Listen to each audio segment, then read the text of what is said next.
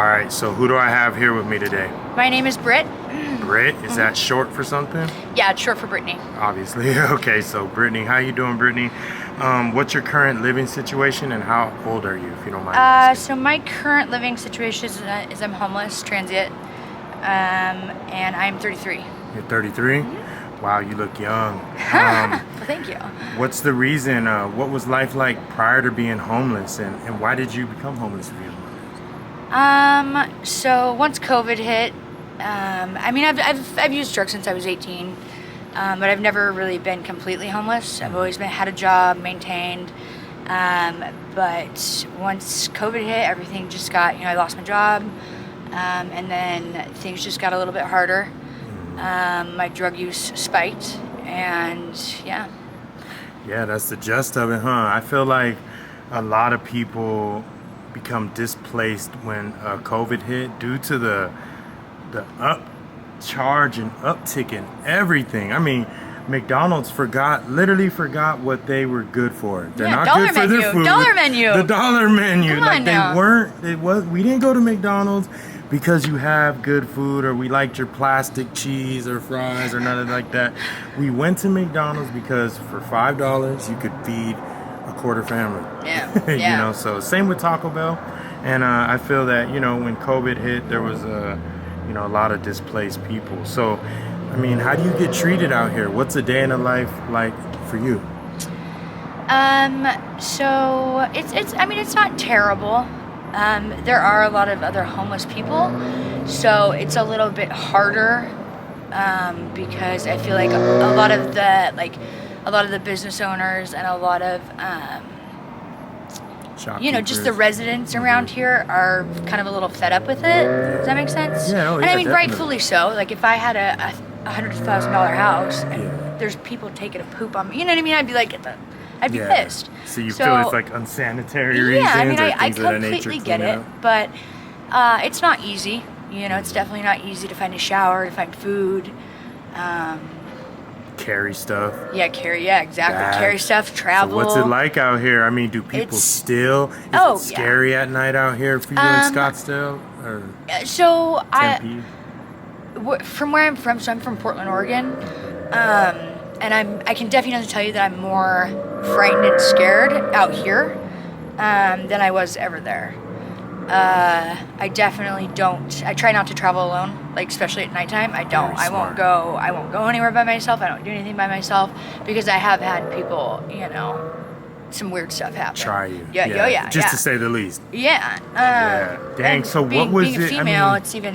It's way harder. So. How did you get from Oregon to here? I mean, what made you leave? So I decided that I wanted to try and get clean and go to treatment. I went, and my mom lives down here in Goodyear. Oh, okay. She's older. She's about 75. So I decided to move down here, go to treatment, and just be with her. So, and then I ended up relapsing and. Yeah, full circle again. Downhill from there. I know that. I know that, right? Yeah. Wow, that's crazy. All the way from Portland. So if you notice, I don't know if you have, but a lot of people in Arizona are not even from here that are homeless anyway. Oh, really? It's like, they're from Chicago, New York. I mean, all these different places. It's crazy. It's almost like if there was a sign or buses just dropping people off here. And you touched on the shopkeepers here. How do they treat you guys out here? Do they yell at you? Are they mean? Do they kick you off of their areas? Most of the time they'll just call the cops without, you know what I mean? Like they won't even warn you or like be like, hey, can you please move, or nothing like that. They'll just call the cops. Cops roll up and you're like, whoa, we weren't even asked to, you know what I mean? It's like you're trespassing. We weren't even asked to leave. You know what I'm saying? So it's a little confusing. But other than that, I mean, I personally haven't had any real problems with shop owners now. So. Wow, that's good. I mean, they're giving you guys water. What about the police officers around here? Are they motherfuckers? Assholes? What I can tell you is I've never been in trouble in my entire life. Ever. That's good. Until I moved to Arizona. Oh, I knew it. And no, for real though. And now I have like four felonies. No, thank God. 4 paraphernalia charges within like 2.5 months. Oh, I know. You Don't know tell what me I'm saying? they're all And I'm like, Scottsdale, dude. oh yeah, they're all they're Scottsdale, the all worst, Scottsdale. dude. And I mean, it's I not feel even so like, bad for you know what I'm saying? It's not even like we're out and about. Like I was in my own car, going to sleep. You know what I mean? And they were up and I'm like, oh no, I saw it. We're searching your car, and it's like you didn't see anything. It's not. It's a full straw. Worst, dude. You know what I mean? Man, I feel so bad for you. I feel like they take advantage. They do. You know, they definitely take advantage because they can. But isn't that crazy? You had no yeah, charge I've never been in trouble. Moving here. And then come out here, leave on wham, wham. Come on vacation, leave on probation. Yeah. You know, that's how the old saying goes. That's awful, man. It's sad that Scottsdale's like that.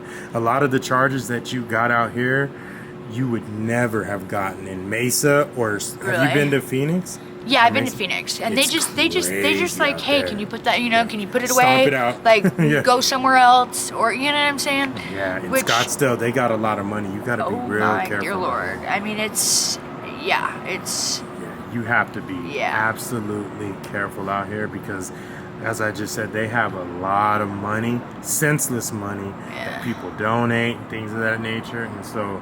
They have the time. There's not there used to not be that much crime, but now it's getting worse. So, they're following it all the way down to the end. You know, so it's just horrible, man. But that's sad that. So let me guess, you went to the little station over there and everything too. Oh right? yeah. They gave you your little box meal. Oh yeah. Yep. I'm so sorry. I'm not laughing because it's fun. I'm laughing because it's all good, man. Yeah, I just was like, how did I get? Like, I used to do something. Like, you know what I mean? Like, yeah. But so, did you have a profession or anything that you do prior to being homeless? I always like to know that. Yeah. So I had two of them. My dad was a veterinarian. So from the age of like 12 to like 23, 24, I worked as a vet technician. And then I played golf in college. So I worked as an assistant golf pro in California for like 4 years. Man, that's dope. I've never met anybody who actually played golf and liked it. Oh, just really? to be honest, Yeah. I mean, it's cool. I've hit the competitively. balls. Of course, we all had as kids and teenagers, try to break a window or something. But I definitely never played like 18 holes. Yeah, it's fun. It's a whole nother realm. Yeah. It takes athletic. You know what I mean? Like it's mental and it's physical. So it makes it. Yeah, it's harder. That's cool, man. But So, is there a lot of camaraderie out here? I mean, is it like because by Papago, the hill. It's a lot of camaraderie over there. There's like everybody's real close, tight knit.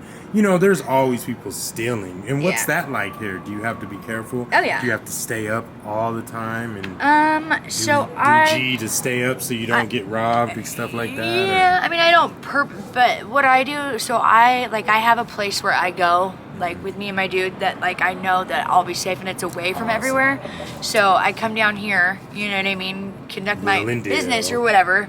And then I go back to where I'm staying. And it's not too far. I just know that I'm safe there and like I can walk around and I can go to sleep and not have to like tie my shit to my ankle, but tie my bags to my ankles or my hands. I've had to do that, but I've had to do that. But so that's how I try and stay safe anyways around here. Yeah. So do you feel that you need a man out here? Definitely, right? Or no? Yeah.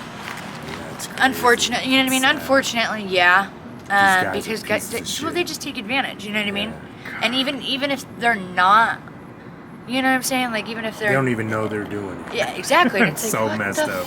Like creepy. I know. It's sad. I feel so sorry for women. It's you definitely have to be. And I grew up with 5 brothers, so I kind of I know, I'm comfortable around men, and I know how to conduct myself around them. But it gets weird. When especially when you have drugs in the mix. No paperwork reading out here. Especially a lot when of these guys have been to jail mix. and prison and out, and a lot of these guys are no good. You never know. A lot of them could be essays and things of that nature. So be careful out here because you never know who you're talking to, who you're dealing with, and it's just funny. You just gotta know. You gotta have street smarts and things of that nature like that. Man, I was gonna ask you. So where do you see yourself in the next 5 years from now? Definitely not here. Definitely not fucking here. So I think, I mean, I don't know. My goal is me and my boyfriend and I are gonna move back to Oregon. You know, I've got big family came out here. there. Isn't it awesome out there for homeless people, or just in general, so to speak?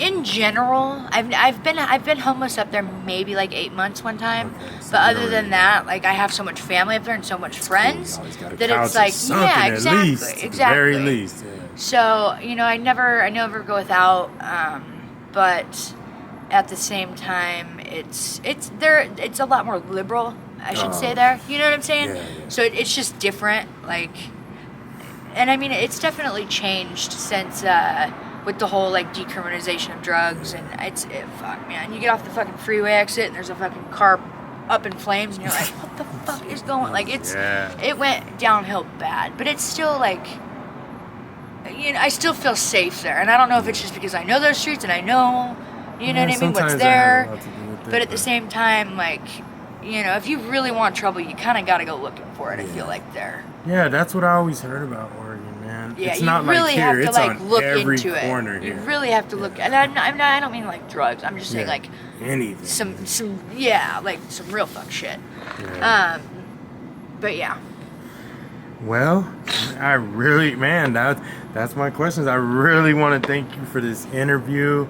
Do you mind me putting on my social media platform so we can bring awareness to this situation? Yeah, go for it. Thank you so much. And Yeah. I always ask, is there anything that you want or specifically need that if someone has the funds or the heart to donate to you, is there anything that you would like or need?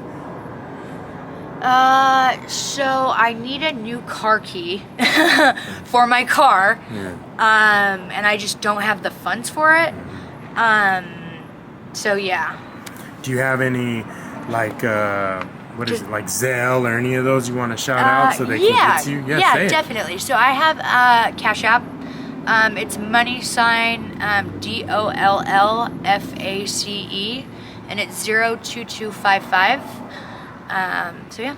All right, you heard it here first. So hopefully the next time we see you, we can get a part 2 and you know, see what's going on. Thank you so much. It's been a pleasure. That was an awesome conversation. Of course, man.